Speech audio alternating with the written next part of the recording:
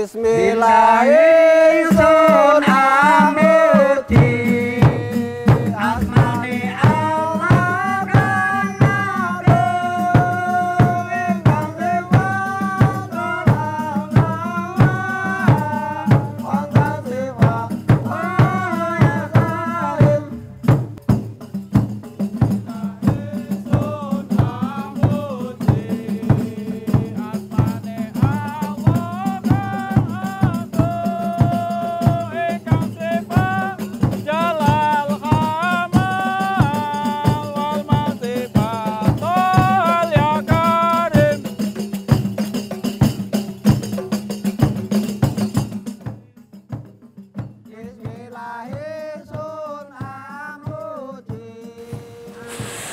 Masya Allah, adem banget. Bagus banget ya teman-teman. Sekarang ini aku lagi rihlah di Kabupaten Kulon Progo, tepatnya di Desa Brajan. Kalian tahu gak sih kalau rihlah itu adalah kegiatan tadabbur alam, di mana kita ngedekatin diri kita nih ke alam sekitar. Nah, dengan kegiatan ini juga bisa ngebuat kesehatan jasmani dan rohani kita lebih baik lagi. Jadi sering-sering rihlah ya. Jadi yuk kita lanjut aja.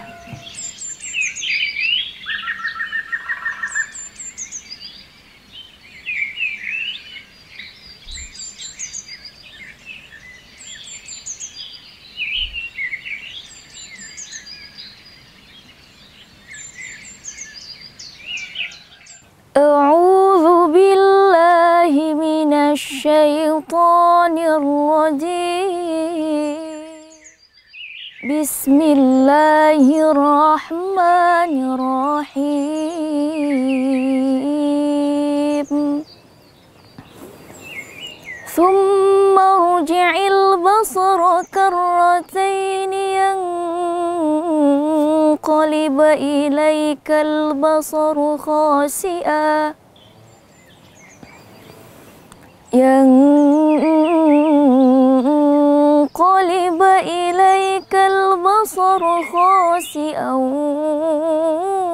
وهو حسير صدق الله العظيم.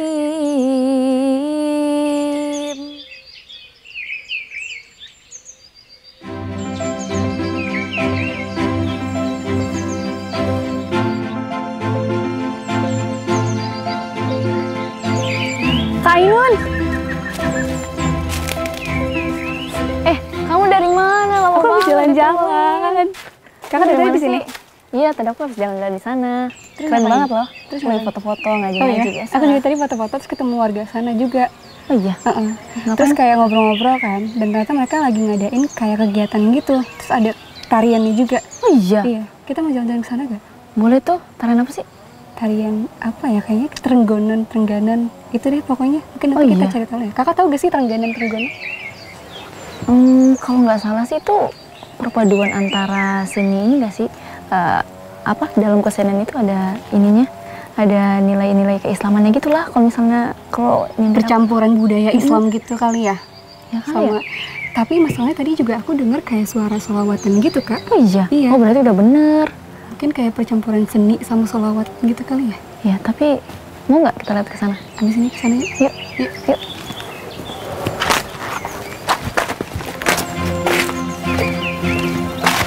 Lewat sana nih kayaknya tadi. Iya.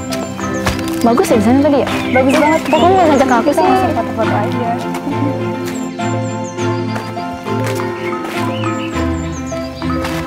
Lewat sana nih kayaknya tadi.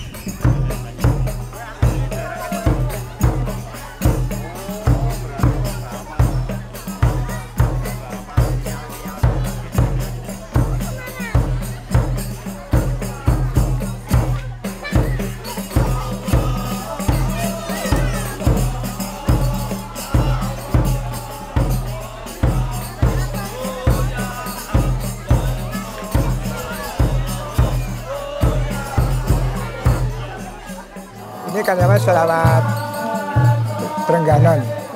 Sholawat Trengganon Selawat ya. Trengganon. Nah, ini biasa pentas sewaktu banyak orang hajatan itu biasa ditangkap. Kemudian hari-hari besar Islam. Kemudian pada orang-orang nadaran. Oh, berarti Jadi, tariannya bisa dipakai buat acara apa aja ya, ya? acara-acara daerah masyarakat. Iya. Jadi, Kalau untuk yang menarinya sendiri Pak, itu emang harus laki-laki ya Pak? Atau ya saat ini memang laki-laki.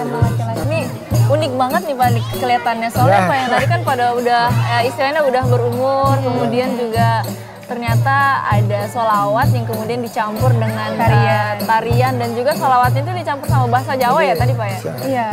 Ya, campur Jawa dan karena ini sejarah singkatnya demikian.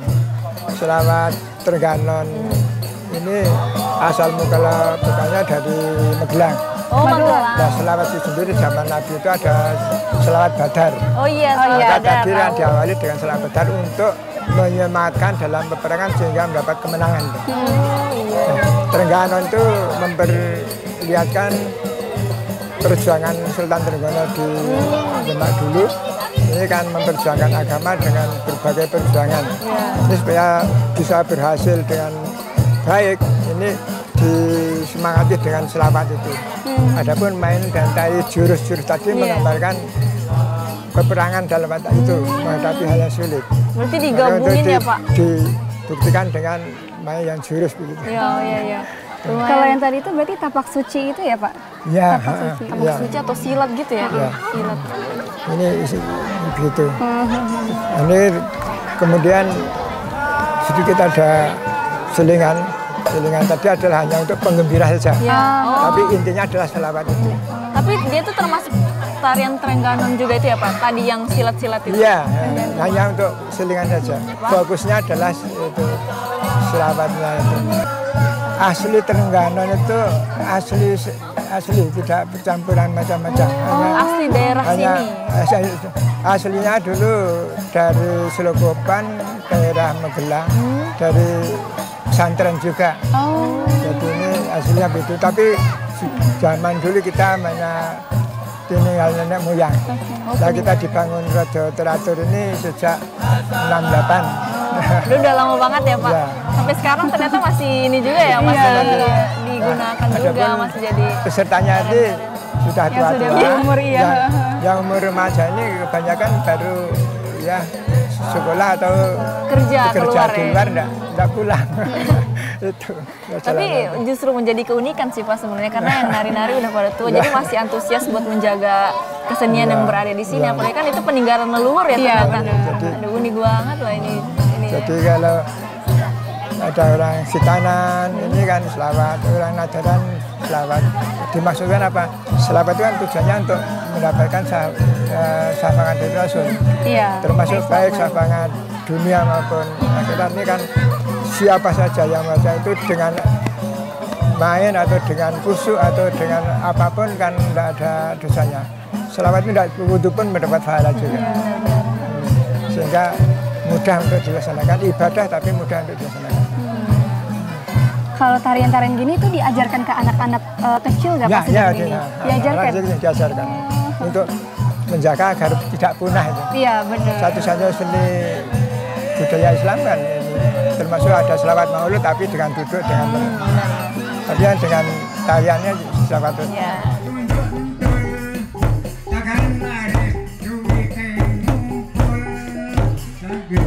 Kebanyakan kesenian di pinggir Kali Progo itu rata-rata adalah bernafaskan Islam. Ya. Kita tahu ada sholawatan, kemudian ada berjanji dan sebagainya. Dan itu kemudian memberi simbol kepada mereka bahwa mereka telah menerima Islam dan mempengaruhi dalam kehidupan mereka yang lebih harmonis ya, tidak keras dan mereka lebih lunak dan dinamis. A'udzu billahi minasy syaithanir rajim.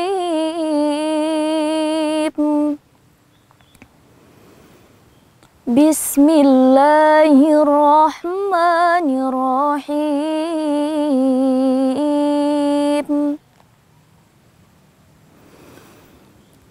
فأقم وجهك للدين حنيفا فطرة الله التي فطر الناس عليها لا تبدل لخلق الله ذلك الدين القيم ولكن أكثر الناس لا يعلمون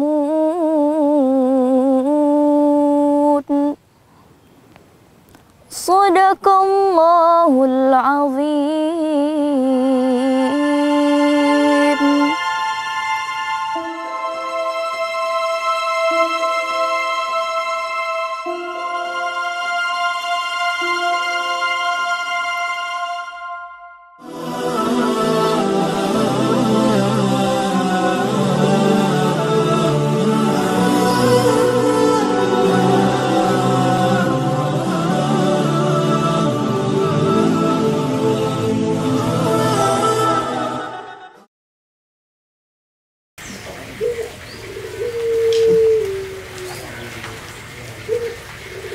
Seru banget ya kan tadi tariannya. Aku nggak expect bakal seramai itu, kayak anak-anak semuanya pada keluar. Terus tarian-tariannya juga tadi banyak macamnya kan, ada 3 kalau nggak salah. Iya, ramai banget ya. Aku juga baru pertama kali loh nonton Iya kayak kan? gitu tuh. Dan Seru. yang uniknya mereka ada selawatannya kayak gitu loh. Tapi dicampur bahasa Jawa. Terus unik banget yang main itu, yang nari-nari bapak-bapak. Lucu banget deh. Ada yang kakek paling tua, paling depan, ya ampun. Lucu banget. Itu maksudnya udah tua banget, tapi mereka masih nari-nari gitu ya. Di desa-desa kayak gitu kan terus apa sih namanya, masih kental sama budaya-budaya. Jadi mereka mungkin excited banget ya kalau ada kegiatan-kegiatan kayak gitu. Tapi kayaknya di sini juga nggak kalah seru sih Kak. Suasananya enak itu nggak kalah adem sama yang tadi itu kan. Makanya aku ngajak kamu sini. Di sini tuh kita bakal minum kopi yang asli dari sini. Oh iya, itu asli beneran Kak? Iya. Ntar kita tunggu. Nah ini nih. Oh iya. Nah ini kopi yang aku maksud tadi. Robusta V60. Oke siap. Ini namanya apa Mas? Robusta V60. Oh Robusta V60. Makasih ya Mas. Makasih ya Mas. Kita cobain dulu yuk. Oke. Ini asli sini loh.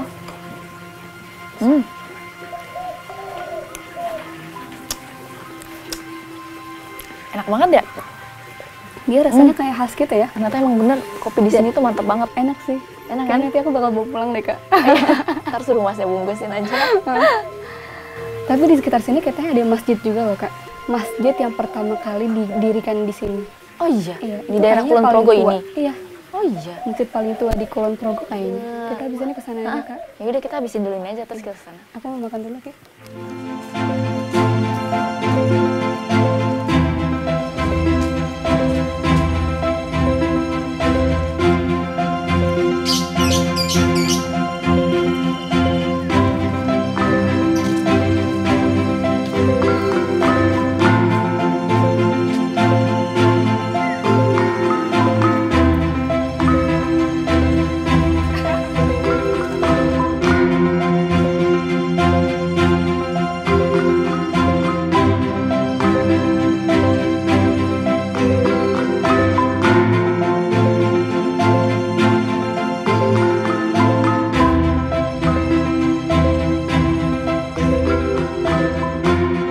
Masjid Dekso ini punya pusat penyebaran Islam di Dondong, Mas. Di Dondong itu ada masjid yang berdiri, yang dipercaya kemudian itu didirikan atas perintah Sunan Kalijogo gitu dalam tradisi lisan masyarakat.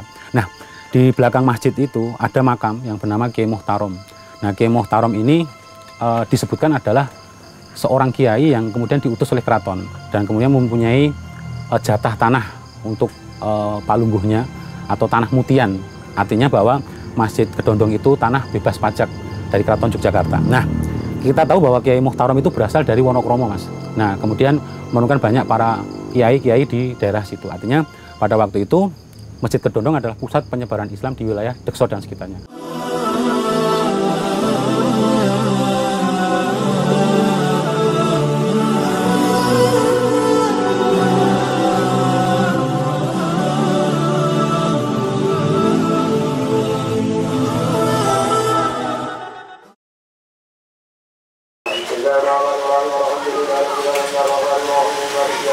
Kita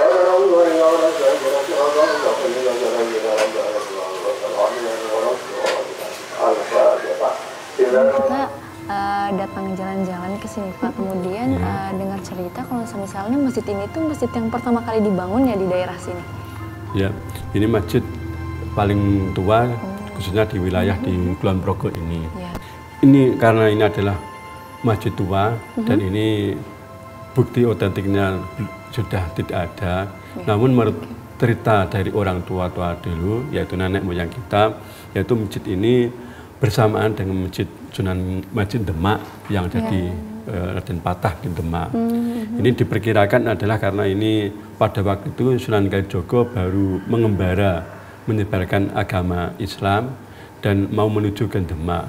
Dan ini beristirahat di tempat ini yaitu di wilayah Kedondong.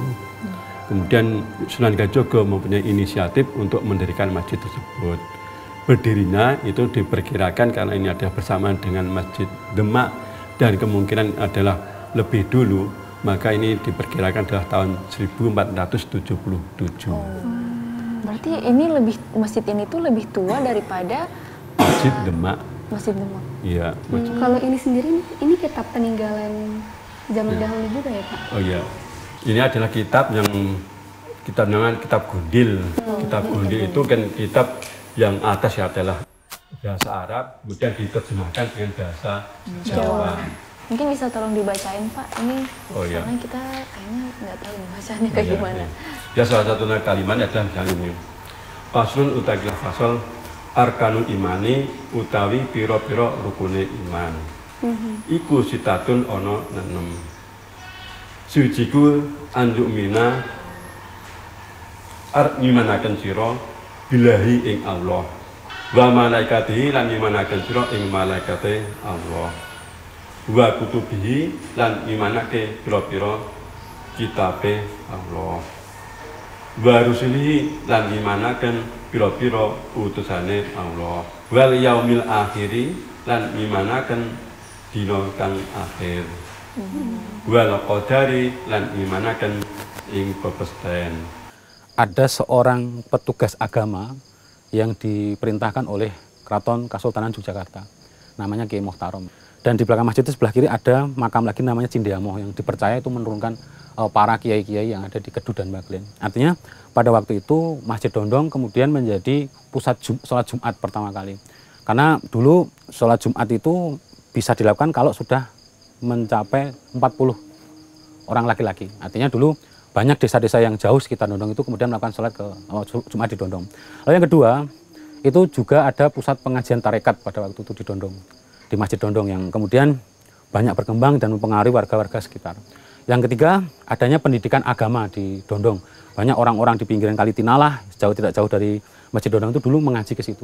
Walaupun model ngajinya dulu masih disebut ngaji turutan atau membaca huruf Arab atau yang kemudian menaik tingkat kemudian menjadi membaca Al-Quran seperti itu. Untuk memengaruhi Masjid Solojogo, dari pihak keraton itu memerintahkan abdi dalam untuk sebagai juru kunci di Masjid Solojogo, yaitu Mbah Kiai Muhtarom, ini adalah juru kunci masjid pertama, kemudian Mbah Kiai Cindeamoh, yaitu juga sebagai pejuang kemakmuran masjid di Solojogo tersebut, dan merupakan abdi dalam dari Keraton Yogyakarta atau Mataram pada waktu itu. Nah kalau kita melihat tentang panjang aliran Sungai Progo ini kan sebenarnya merupakan pusat-pusat daripada agama, perkembangan agama Siwa Buddha. Jadi kalau kita lihat tempat-tempat seperti Dekso, seperti Kalibawang banyak ditemukan situs-situs penting seperti Andini, seperti Lingga dan Joni banyak. Pada masa perkembangan Islam, daerah-daerah ini menjadi daerah-daerah yang pertama kali kemudian mendapatkan syiar Islam. Kita bisa lihat seperti di Lendah, tidak jauh dari Progo juga, ada makam Syekh Jangkung di sana. Kemudian juga di Dekso ini ada makam yang namanya Cindeamoh di belakang masjid. Terus naik ke atas, nanti sampai ke Kalibawang, arah utara, itu juga ada makam Kiai Raden Krapyak, yang juga merupakan penyiar Islam dari masa-masa Mataram. Perubahan penting dalam konsep toleransi, Mas ya, di sekitar Dekso adalah ketika kemudian munculnya agama Katolik di daerah Kalibawang. Kita tahu bahwa kemudian ada tokoh besar Katolik yang kemudian membuat kegiatan misi di sekitar Kalibawang yaitu ke Vanlit ya. Dan kemudian juga perkembangan agama Katolik di Boro. Nah, pada waktu itulah Dekso kemudian bersinggungan dengan warga-warga Katolik di sekitar Boro, dan sampai yang saya ketahui dalam berbagai catatan nasib pada awal abad 20 mereka hubungannya sangat harmonis dan bahkan tidak ada kontak ataupun konflik yang terjadi.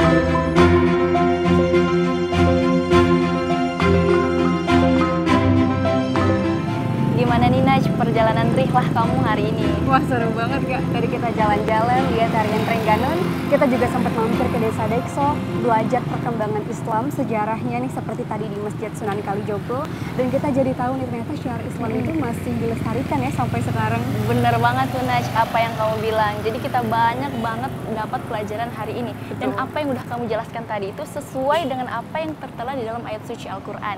Yaitu dalam Quran surah Al-Hajj ayat 32 yang menyatakan bahwasanya barang siapa seseorang yang menyiarkan syiar-syiar Islam akan timbul di dalam hatinya ketakwaan. Makanya semoga kita bisa tambah belajar lagi, tambah banyak pengetahuan, dan kita bisa belajar sejarah bukan hanya di sini tapi di seluruh Indonesia. Pastinya Kak. Ya udah. Yaudah yuk Kak, udah mau sore. malam. Iya, udah aku lapar juga. Bener banget. Kita abis ini cari makan. Ya, di situ aja.